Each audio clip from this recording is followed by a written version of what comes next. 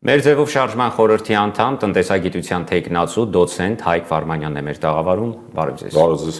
Պարոն Վարմանյան, ճիշտն ասած, ես անակնկալի եկա, երբ Ավան վարչական շրջանում ձեր ուրեմն մեր ձևով շարժման համակարգող խորհրդի նախագահ Նարեկ Կարապետյանը հայտարարեց, որ Հայաստանի Հանրապետության 3 միլիոն բնակչությունից աշխատում է ընդամենը 800,000-ը, 1 միլիոն 200,000-ը ինչով է զբաղված եղել։ Ընդհանրապես մեթոդաբանորեն 2 միլիոն 200,000 մեթոդաբանորեն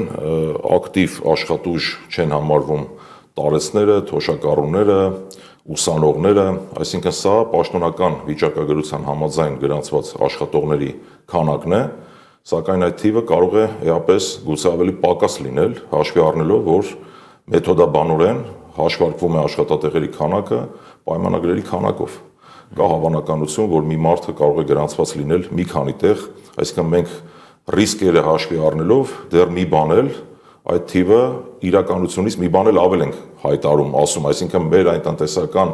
մոտեցումները, որը մեզ պետք է տանի դեպի ուժեղ Հայաստան, այդ ռիսկերը ծածկում է, այդ 800,000 գուցե ավելի քիչ է, դա նկատի ունեմ, այո։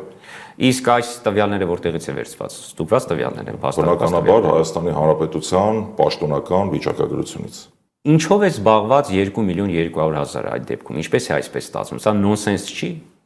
Ցավոք սրտի, այսօր մեր երկրում կա աղքատության շատ բարձր մակարդակ, կա շատ ցածր կենսաթոշակներ, այո, ցավալի վիճակում ենք մենք գտնվում, նոնսենս է եւ շատ հաճախ կենցաղային լեզվով մեր ազգին համեմատում են աճ պարարների հետ։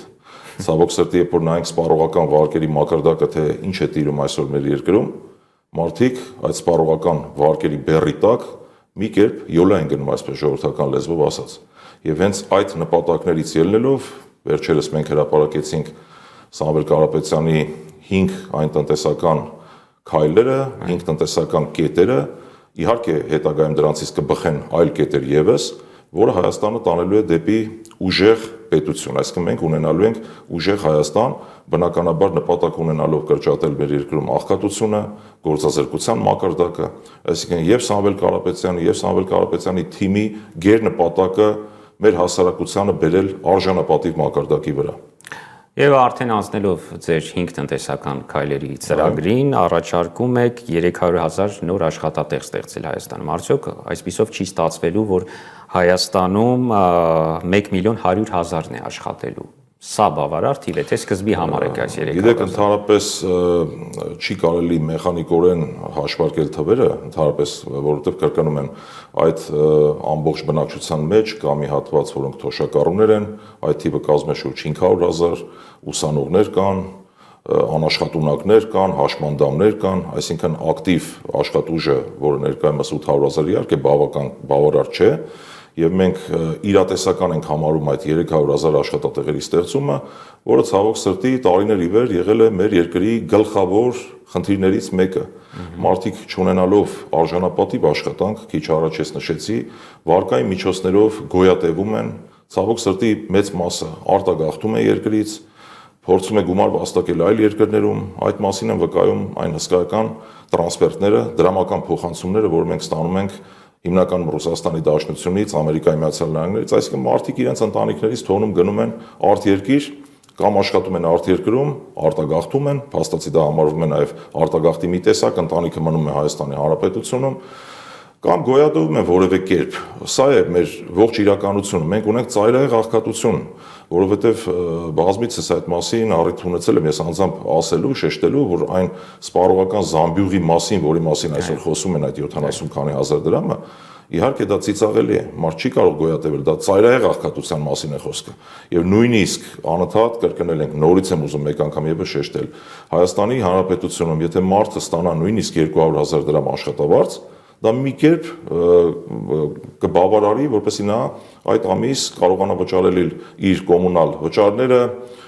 սնունդ ձեռք բերել, դեղորայք հայթայթել եւ պատահական չէ նաեւ, որ մենք մեր ծրագրային հիմնական կետերից մեկը խոսել ենք ծրագրային կետով դեղորայքի գների նվազեցման մասին, որտեղ այսօր կա նաև հիվանդությունների հսկայական բարձր մակարդակ մեր երկրում։ Շատ լավ, դեղորայքի մասին դեռ առանձին անդրադառնանք, 300,000 նոր աշխատատեղ, աշխատակիցներից յուրաքանչյուր այսպես միջինացված, որքան աշխատավարձ է ստանալու։ Առայժմ վաղ է կարծում եմ աշխատավարձերի մասին խոսել, բայց հաշվի առնելով, որ դա մեր հիմնական մտահոգություններից մեկն է, բնականաբար կլինի այնպես, որ մարդիկ ապրեն արժանապատիվ, արժանավայել եւ կան դրանց հնարավորությունները։ Ցավոք սրտի մեր երկրի տնտեսական կառուցվածքը, երբ որ մենք դիտարկում ենք, թե համախառն ներքին արդյունքը ինչից է բաղկացած։ Այստեղ մի փոքր թեմայից շեղվեմ, հակադարձեմ իշխանության ներկայացուցիչներին, որոնք անընդհատ մեզ են հակադարձում, ասում են պետական պարտքը ավելանում է, բայց մենք կարողանում ենք այդ պետական պարտքը սպասարկենք, մոռանալով, որ մենք չենք կարող, իրենք անընդհատ համեմատում են, ասում են, այդ տեսեք, օրինակ Ճապոնիայում համախառն ներքին արդյունքի 290%-ն է, ասենք, պետական պարտքի մակարդակը, կամ Գերմանիայի օրինակն են բերում, մոռանալով, որ Հայաստանի տնտեսությունում համախառն ներքին արդյունքի կառուցվածքը, երբ որ մենք դիտարկում ենք, բաղկացած է ծառայությունների եւ առևտրի ոլորտից, այսինքն մեր հնայի կեսից ավելին բաժին ենք նում առևտրի եւ ծառայությունների ոլորտին, ինչը նշանակում է, որ մենք չունենք որակյալ տնտեսություն։ Հիմա որն է պարոն Սամվել Կարապետյանի եւ մեր թիմի նպատակը արդյունաբերականացնել, այսինքն արդյունաբերություն ունենալ մեր երկրում, որի պոտենցիալը կա։ Ինչ է դա նշանակում, այ որակյալ աշխատատեղ, որակյալ տնտեսություն, դա չափվում է արդյունաբերությամբ։ Հայաստանի Հանրապետություն ավելի շատ ներմուծվում են ապրանքներ, քան արտահանվում։ Մենք ունենք 4 միլիարդ դոլարով ավելի շատ ներմուծում, քան արտահանում։ Եվ այդ ապրանքային խմբերը, որոնք մենք ուսումնասիրել ենք, գտնում ենք, որ դրանց արտադրությունը կարելի է կազմակերպել Հայաստանի Հանրապետությունում։ Եվ ոչ թե պետությունը դա պետք է անի։ Մի քանի արտադրատեսակ կան, շատ կան, օրինակ մենք խոսել ենք նավթավերամշակող ընկերություն ստեղծելու մասին, պղնձաձուլարանի մասին, օրինակ նույն թռչնամիսը կարելի է արտադրել Հայաստանի Հանրապետությունում, կան տարբեր ոլորտներ, եւ դա կծածկի եւ այդ ներմուծմանը կփոխարինի ներմուծվող ապրանքների եւ կստեղծվեն աշխատատեղեր եւ տնտեսության որակը կփոխվի, կառուցվածքը կփոխվի։ Հիմա կենցաղային լեզվով այս օրինակը բացատրեմ ինչի մասին է խոսքը։ Պատկերացնենք երկու գործարարներ, մեկը զբաղվում է ծառայություններով, ասենք օրինակ միջնորդական գործունեությամբ ինչ որ, անշարժ գույքի առողջարքով է զբաղվում, մեկը ունի գործարան կամ ինչ որ արտադրություն։ Հիմա որի բիզնեսն է ավելի որակյալ, բնականաբար արտադրություն ունեցողինը, որովհետև ծառայությունների ոլորտը դա ռիսկային է ավելի շատ։ Եվ երբ որ իրենք երկուսն էլ ասենք նույն չափի վարկ են վերցնում բանկից, դիցուկ, այդ պարագայում ռիսկերը արտադրություն ունեցողի մոտ ավելի փոքր են, քան ծառայությունների բիզնեսով զբաղվողի մոտ։ Այ մոտավորապես երկրի մասշտաբով նույն տրամաբանությամբ որակյալ են համարվում այն տնտեսությունները, որտեղ ընդհանուր համախառն ներքին արդյունքի մեջ, այսինքն ընդհանուր տնտեսության մեջ 24% եւ ավել բաժին ընկնում արդյունաբերության ոլորտին։ Մեր մոտ այդ թիվը բավականաչափ ցածր է եւ հաշվի առնելով մեր ներմուծման եւ արտահանման կառուցվածքը, թե ինչ ապրանքներով մենք պետք է ծածկենք այդ բացը կամ փոխարինենք ներմուծումը, հաշվարկների արդյունքում եկել ենք այն եզրահանգման եւ սրա վրա թող որևէ մեկը չկասկածի, որովհետեւ Սամվել Կարապետյանը ունի լավագույն փորձը եւ մեր ընդհանուր այս պատմության ընթացքում չի եղել որևէ քաղաքական ուժ, որի ղեկավարը կամ որի առաջնորդը ունենա այնքան փորձ, որքան Սամվել Կարապետյանը։ Ես ինչու եմ սա ասում, որովհետեւ վստահեցնում եմ մեր հասարակությանը,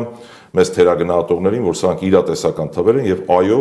առաջիկայում շատ մոտ ապագայում Հայաստանը ունենալու է ուժեղ տնտեսություն, որը կլինի այն բանի երաշխիքը, որ մենք ունենանք արժանապատիվ քաղաքացիներ եւ արժանապատիվ կյանք։ Եվ գանք ձեր ծրագրային այն դրույթին, որը ամենամեծ աժիոտաժն է, կարծես թե առաջացրել իշխանության ներսում, շրջանառության հարկից ազատում փոքր բիզնեսի մասին է խոսքը մասնավորապես։ Եկեք ավելի առարկայական սա փորձենք ներկայացնել։ Ես վաղը բացում եմ մեկ վարսավիրանոց, այնտեղ աշխատում է 5 հոգի, 5 աշխատակից։ Ինձ չեք հարկելու, եթե գաք իշխանության։ Փորձեմ բացատրել շատ մատչելի հնարավորինս, որպեսզի անցալեն մեր շատ ու շատ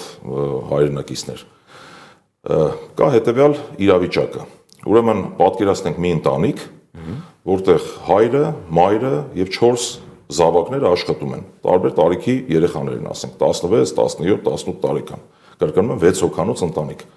Այդ ընտանիք ամսական կտրվածքով մտնում է 1 միլիոն դրամ։ Ընտանիքի բյուջեն կազմում է 1 միլիոն դրամ։ Հայրը, մայրը եւ 4 երեխաները միասին աշխատում են 1 միլիոն դրամ։ Ընտանիքի համախառն ներքին արդյունքը։ Ընտանիքի համախառն եկամուտը, այսպես ասեմ։ Թե ինչքան է ընտանիքը գումար աշխատում ամսական կտրվածքով։ Այդ 1 միլիոնից 975,000 դրամը ստեղծում են հայրը եւ մայրը, 25,000 դրամը ստեղծում են 4 զավակները միասին։ բոլորը միասին, որը կազմում է 25000-ը 1 միլիոնի 2.5% է։ Տիպը ֆիքս է, ես հիմա փորձեմ բյուջեի մակարդակով սա մեկնաբանել։ Հիմա ինչ է ասում ընտանիքի հայրը ըստ Սամվել Կարապետյանի եւ մեր թիմի ծրագրի։ Ընտանիքի հայրն ասում է. «Զավակներ ջան, քանի որ այդ 1 միլիոն դրամի մեջ ձեր աշխատած 25000 դրամը եղանակ չի փոխում, շատ մի տանջվեք, ափսոսում եմ ձեզ։ Դուք աշխատեք, զարգացեք, բարգավաճեք, երբ որ ձեր եկամուտները կավելանան, գուցե այն ժամանակ մեր բյուջեն լինի ոչ թե 1 միլիոն դրամ, այլ 1 միլիոն 200,000 դրամ, որտեղ մենք ձեզ ազատ հնարավորություն ենք տալիս»։ Այսինքն չէ որ այդ զավակները չարչարվում են, տանջվում են, բերում են այդ գումարը տուն, իրենք կարող են այդ գումարը պահել իրենց մոտ, այդ 25000 դրամը, շրջանառության մեջ թողնել եւ ավելի շատ գումար աշխատել։ Այն մոտավորապես սա ենք մենք ասում։ Հիմա թվերով բյուջեի մասշտաբով։ Հայաստանի Հանրապետությունում կան մոտավորապես 120,000 հարկ վճարողներ ընդհանուր ակտիվ, որոնց կեսից ավելին այդ զավակներն են, այդ երեխաներն են փոքր, իմ բերած օրինակի 60,000 տարբեր գնահատականներով մինչև 70-80,000 տնտեսվարող սուբյեկտների մասին է խոսքը, որոնք ապահովում են բյուջեի այդ 25,000 դրամի տրամաբանությամբ ընդհանուր եկամուտների ընդամենը 2.5%-ը, 2.4-2.5%-ը, որը շուրջ 60 միլիարդ դրամի մասին է խոսքը։ Ինչ են արել մեր իշխանությունները, սա համեմատենք, որպեսզի հասարակությունը մեր ավելի լավ պատկերացնի։ Մեր իշխանությունները 2025 թվականի հունվարի 1-ից այդ ընտանիքի օրինակը նորից պատկերացնենք, զավակներին հայրը ասել է հետևյալը. 25,000 դրամը քիչ է, պետք է կրկնապատկեք, 50,000 դրամ սրանից հետո տուն կբերեք։ Եվ այդ երեխաները սկսում են մի հատ բողոքի ալիք բարձրացնել։ Մեկն ասում է, չեղավ սենց։ Ես երիտասարդ եմ, ուզում եմ իմ կյանքը վայելեմ, գնում եմ առանձին վարձով ապրեմ ես իմ համար։ Մյուսն ասում է, ես թողնում եմ արտագաղթեմ Ռուսաստանի Դաշնությունն, իմ համար կապրեմ, դուք ձեր համար ապրեք։ Ծնողներին են ասում։ Թողնում գնում են այդ 4 զավակներ ընտանիքից, ընտանիքի բյուջեն 975,000 դրամը, որը ստեղծում էին հայրը եւ մայրը, դա էլի մնում է, բայց ընտանիքը քայքայվեց։ Հիմա մեր թիմը, որպեսզի մենք ունենանք ուժեղ երկիր, ուժեղ հասարակություն, ստվերից կրճատենք որոշ բիզնեսմենների եւ դուրս բերենք ավելի շուտ եւ մեր հասարակությունում խթանենք այդ առողջ մթնոլորտը, որպեսզի բիզնեսը զարգանա, մոտավորապես այդ ընտանիքի օրինակով, որ ընդհանրապես բյուջեի 2.4-2.5%-ն է կազմում, փոքր է միջին հարկ վճարողների վճարած հարկերը, մենք առաջարկում ենք զրոյական դրույքաչափ։ Մեր ընդդիմախոսները ինչ են ասում։ Միայն շրջանառության հարկի մասին։ Խոսքը վերաբերում է, այո, որպեսզի թյուրիմացության մեջ չընկներ հասարակությունը, խոսքը վերաբերում է բացառապես շրջանառության հարկին, որտեղ կան գրանցված աշխատողներ, այդ աշխատողները վճարում են եկամտային հարկ, խոսքը դրա մասին չի։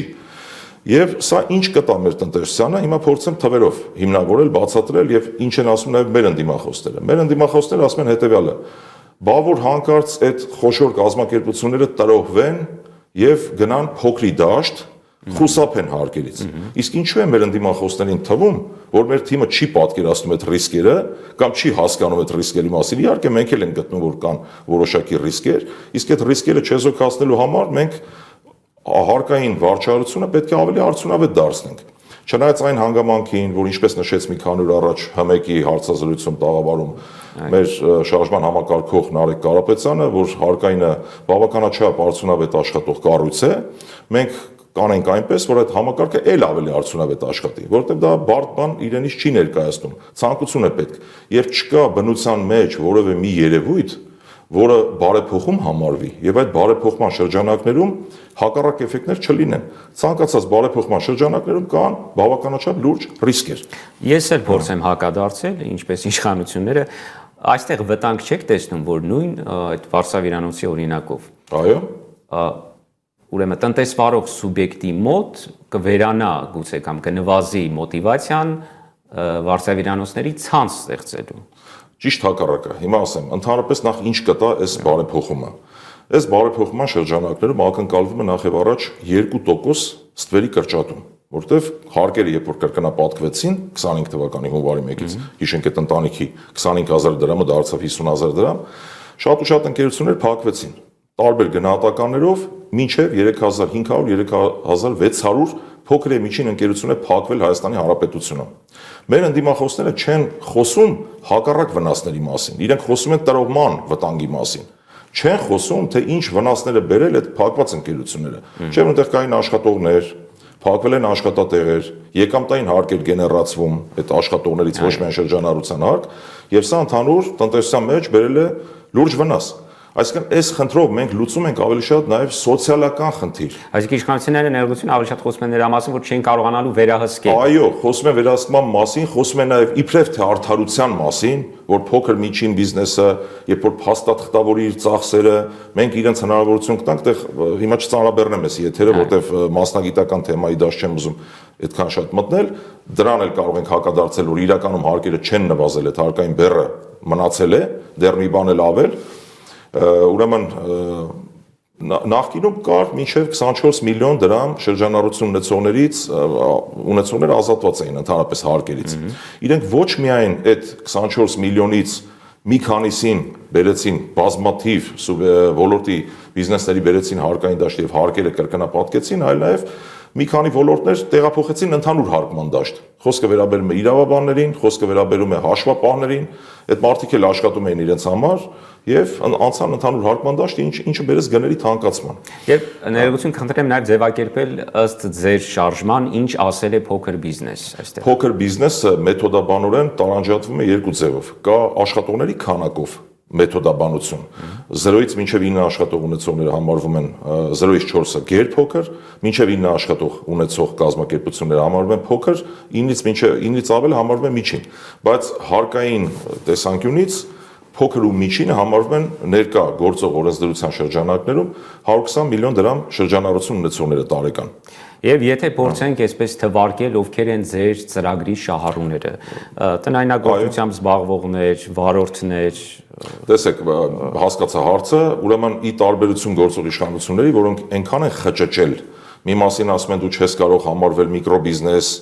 օրինակ վարսավիրանոցները ձեր բերած օրինակով ասեմ, կամ չգիտեմ, առևտրային կազմակերպությունները եւ այլն, մենք չենք տարանջատելու։ Մենք ասում ենք հարկային օրենսդրության տեսանկյունից փոքր եւ միջին են համարվում տարեկան գործող օրենսդրությամբ 120 միլիոն դրամ շրջանառություն ունեցողները, գուցե այդ թիվը հետագայում վերանայենք, ես չեմ ասում, որ այդ 120 միլիոնը պահպանվելու է։ Ընդհանուր գաղափարը հետեւյալն է. երբ որ մենք փոքր եւ միջին ընկերություններին ազատում ենք հարկերից, միտքը շարունակեմ քիչ առաջ կիսատ բանաց, նախ հավանականությունը շատ մեծ է, որ ստվերը կկրճատվի շուրջ 2%-ով, ինչը իր հերթին կգեներացնի համախառն ներքին արդյունքի աճ, իսկ դա նշանակում է հավելյալ հարկեր։ Նախկինում փակված ընկերություններից տարբեր գնահատականներով շուրջ 1500-ը կվերաբացվեն եւ տարեկան կտրվածքով ակնկալում ենք եւս 2500 նոր ընկերությունների բացում, ինչը կգեներացնի նոր հարկեր եւ այդ 60 միլիարդ դրամը բյուջեի, որը ապահովում էին փոքր եւ միջին բիզնեսի ներկայացուցիչները, գումարը երբ որ մնում է իրենց ձեռքում եւ մնում է շրջանառության մեջ,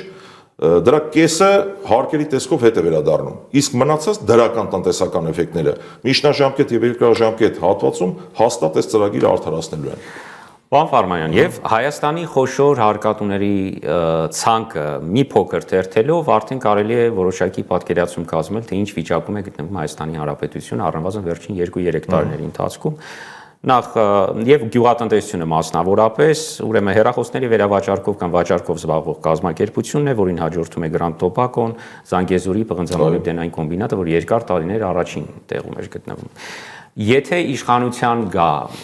մեր ձևով շարժումը, կուսակցությունը արդեն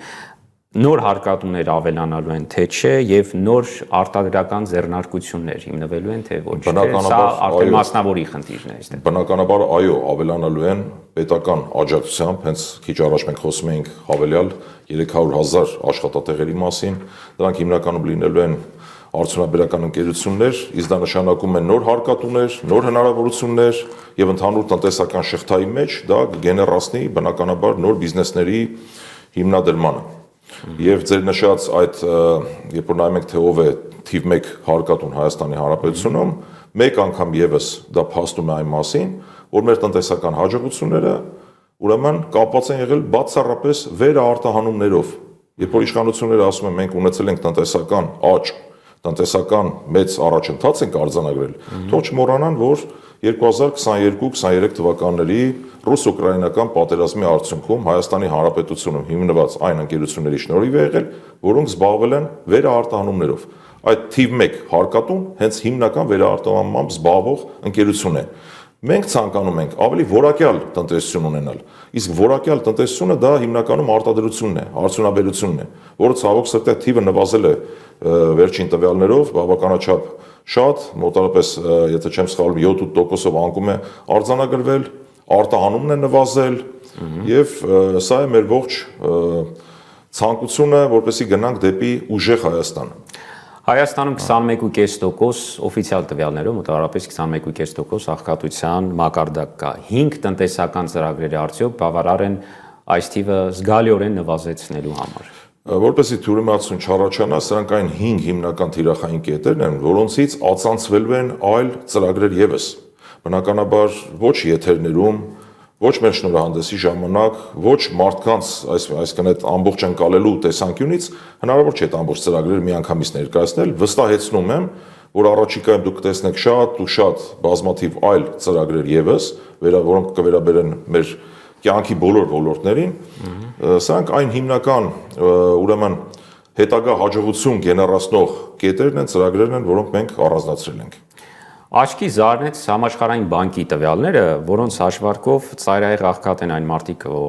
որոնց օրական եկամուտը չի գերազանցում $1.90, եւ ըստ համաշխարհային բանկի տվյալների 2025 թվականի դրությամբ աղքատության ամենաբարձր մակարդակը տարածաշրջանային երկրներում գրանցվել է Վրաստանում, արձանագրվել է 4.4% աճ։ Աղքատության։ Այո։ Ճիշտ հակառակը, Վրաստանում աղքատությունը ավելի շատ է կրճատվել, քան Հայաստանի Հանրապետությունում։ Մեր ունեցած տվյալներով, բայց այստեղ գոյություն ունի մեթոդաբանության խնդիր։ Նայած այդ ծայրահեղ աղքատությունը ինչի նկատի ունեն կամ ովքեր են համարվում ծայրահեղ աղքատներ։ Եթե մենք վերանանք մասնագիտական լեզվից, պարզ մարդկային լեզվով, մեկ անգամ եւս հիշեցնեմ, որ Հայաստանի Հանրապետությունում նույնիսկ 200,000 դրամ աշխատավարձ ունեցող մարդը կարող է համարվել աղքատ։ Հետևաբար այդ ծայրահեղ աղքատ կամ աղքատ տարանջատումները դրանք խիստ հարաբերական հասկացություններ են, որոնք կարող են իրականության հետ բացարձակ կապ չունենալ։ Այսինքն, ինչ եմ ուզում ասել, միտքս ամփոփեմ, Հայաստանի Հանրապետությունում ծայրահեղ աղքատ են շատ ու շատ անգամ ավել մարդիկ, քան ներկայացվում է պաշտոնական վիճակագրությամբ։ Եվ դեղերի թեմային անդրադառնանք, որի մասին առանձին դուք դրույթ ունեք 20%-ով ավելի էժան դեղորայք։ Ինչ եք անելու։ Հայաստանի Հանրապետությունում է արտադրվելու։ Տեսեք, նախ մենք ընդհանրապես տնտեսության ցանկացած սեգմենտ, երբ որ փորձում ենք վերլուծել, նախ եւ առաջ համեմատությունը պետք է իրականացնենք մեր հարևանների հետ։ Մեր հարևան Վրաստանը դրա ամենավառ օրինակն է, որտեղ դեղորայքը, հիմնական դեղերը էժան են մոտավորապես 2.5 անգամ, մինչև 2.5 անգամ ավելի էժան են։ Վրաստանը մի քանի բարեփոխումներ է իրականացրել, որոնցից ամենաարդյունավետը եղել է այն, որ կարևոր մի շարք դեղորայքի համար սահմանել է վաճառքի վերին շեմ։ Օրինակ ծխախոտը, եթե խանութում տեսել եք, ծխախոտը բոլոր տեղերում նույն գինն է։ Օրինակի համար եմ սա բերում։ Հիմա կա նման մոտեցում։ Դա մոտեցումներից մեկն է։ Կարելի է վերանայել օրինակ հետագայում, իհարկե մենք այդ մասին չենք խոսել, սա որպես մասնավոր առաջարկ հետագայում կարող է քննարկվել, ասենք նույն ավելացված արժեքի հարկը, որը գանձվում է սահմանի վրա։ Մենք տարեկան հիմնական դեղորայք Հայաստանի Հանրապետությունում ներմուծում ենք շուրջ $100 միլիոն։ $100 միլիոն վրա դա մաքսային արժեքն է, հարկման բազան, ավելանում է 20%։ Այսինքն սահմանին երբ որ 20% վճարում է ներմուծողը, դա պետք է ներառի գնի մեջ ապրանքի։ Եվ ստացվում է, որ դեղորայք ձեռք բերողն է անուղղակիորեն վճարում այդ հարկը։ Այսինքն միայն ավելացված արժեքի վճարման հետևանքով 20%-ով դեղերը թանկանում են։ Հիմա ես չեմ ասում միանգամից բռնենք այդ ավելացված արժեքի հարկը վերացնենք, որտեղ դա ուսումնասիրման կարիք ունի, բայց կրկնում եմ, դա մոտեցումներից մեկն է, որը կարող է լինել, որը կարող է գոյություն ունենալ։ Իսկ այլ մոտեցում կա Հայաստանում արտադրելու մասնավորապես։ Իհարկե կա, Հայաստանում հիմա էլ են դեղերը արտադրվում, բայց եւ Հայաստանում արտադրման հնարավորություն կա, եւ վերին շեմ սահմանելու հնարավորություն կա եւ հարկերից ազատելու գոնե որոշ դեղորայքներ, որոնք ասենք, չգիտեմ, մարդու սիրտանոթային համակարգի հետ կապ ունեն կամ ավելի այլ քրոնիկ հիվանդությունների, դա վերլուծության կարիք ունի, բայց որ սա իրականանալի ծրագիր է միաժամանակ եւ ընդհանրապես թող որևէ մեկը չկասկածի, որ այն ինչ Սամվել Կարապետյանը ասում է եւ պլանավորում է, դա կարող է իրականություն չդառնալ, այսինքն դա իրականություն է դառնալու, դա երաշխավորված է, որը մարդը ապացուցել է իր փորձով։ Եվ ընդհանրապես, երբ որ Նարեկ Կարապետյանը մի քանի օր առաջ շեշտեց, որ ժամանակն է, որ տնտեսությունից հասկացող մարդիկ ղեկավարեն երկիրը, տնտեսությունը դա լոկոմոտիվն է մեր կյանքի բոլոր բնագավառների։ Մենք մինչև չունենանք հզոր տնտեսություն, չենք կարող ունենալ ուժեղ Հայաստան, չենք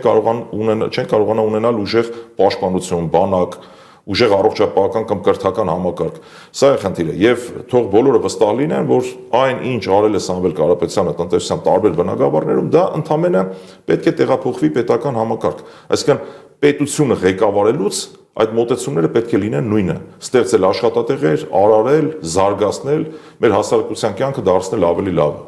Եվ եզրափակելով, ինչ ասել է մատչելի բնակարանային ծրագիր, որքան մատչելի, ում համար։ Ուրեմն հիմնականում թիրախային խումբը երիտասարդներն են, մենք մինչև 20,000 բնակարան երիտասարդների համար նման ծրագիր ունենք, այդ 5-րդ կետով, եւ պետությունը այստեղ հետեւյալ մոտեցումն է ունենալու, ապահովելու է կառուցապատողին կոմունիկացիաներով, բարտերային սկզբունքով կամ պետությանը կհանձնվեն որոշ բնակարաններ ավելի էժան գնով, այսինքն գազ հոսանքի դիմաց, ասենք ապահովում է պետությունը հողով, հոսանքով, գազով կառուցապատողին, ինքը ունենում է ստարտային առավելություններ, բնականաբար ինքնարժեք ավելի էժան է լինում այդ բնակարանների։ Ստարտային առավելություններ ի տարբերություն մյուս մասնավորների։ Այսինքն երբ որ համագործակցում է այդ պետական ծրագրի շրջանակներում պետության հետ, sense ասեմ, երբ որ ինքը մասնակցում է դրան, կառուցապատողը հանձնում է պետությանը մի քանի, ասենք պետական ծրագրով սահմանված քանակի բնակարաններ, որոնք հետագայում պետությունը վաճառում է երիտասարդներին ավելի մատչելի գներով, ասենք 20-30% էժան պայմանական, կամ կառուցապատողը ինքն է այդ բնակարանը ավելի էժան վաճառում, ունենալով այդ իմ ասած գազ, հոսանք, հող, պետության կողմից տրամադրված համապատասխան այդ պայմանները։ Մեզ դիտողները հաստատ որևէ թվի են սպասում, 2 սենյականոց, 1 սենյականոցը, միջին ուրեմն արժեքը ինչքան է կազմում։ Այսօր բնակարանային գները, երբ որ նայում ենք տարբեր Երևան քաղաքում, մարզերում եւ այլն, միջին գինը եթե ընդունենք $1,000, բնականաբար այդ $1,000-ից կարծում եմ, որ պետք է մի 20-30% էժան լինի, որպեսզի մարդիկ կարողանան բնակարան ունենալ։ Այսօր նաեւ մենք ունենք բնակֆոնդ, որը սեյսմակայուն չի այլևս, Հայաստանի Հանրապետությունում շուրջ 4000 շենքեր, եթե չեմ սխալվում, սեյսմակայունության խնդիր ունեն, դրանք պետք է ռենովացիայի, այսինքն դրանք վերաբացվեն, վերանորոգվեն, ոչ թե վերանորոգվեն, քանդվեն, դրանց փոխարեն նորը կառուցվի, որպեսզի մենք այդ սեյսմիկ խնդիրներից զերծ մնանք, թարմացվի ամբողջ այդ բնակֆոնդը, դրա շրջանակներում նույնպես այդ ծրագիրը շարունակելու է գործել։ Հիմա պետությունը օրինակ այդ նույն եկամտային հարկի հետ վերադարձի շրջանակներում հսկայական ծախսեր է կատարում պետական բյուջեից, անարդյունավետ, բայց մենք ավելի լավ բան ենք առաջարկում եւ մի անգամ եւս ուզում եմ մեր հասարակությանը վստահեցնել, որ ցանկացած ծրագիր, ցանկացած առաջարկ, ինչը մենք անում ենք, միտված է ավելի լավը դարձնելուն։ Չեմ ասում մեր պետության մեջ լավ բաներ չեն եղել։ Լավ բաներ գուցե եղել են, հիմա չեմ ուզում թերագնահատել, մենք կանենք ավելի լավ, այսպես ասեմ։ Շնորհակալ եմ շատ։ Ես նույնպես։ Մեր ձևով շարժման խորհրդի անդամ, տնտեսագիտության թեկնածու, դոցենտ Հայկ Ֆարմանյանն էր մեր տաղավարում, այսքանը։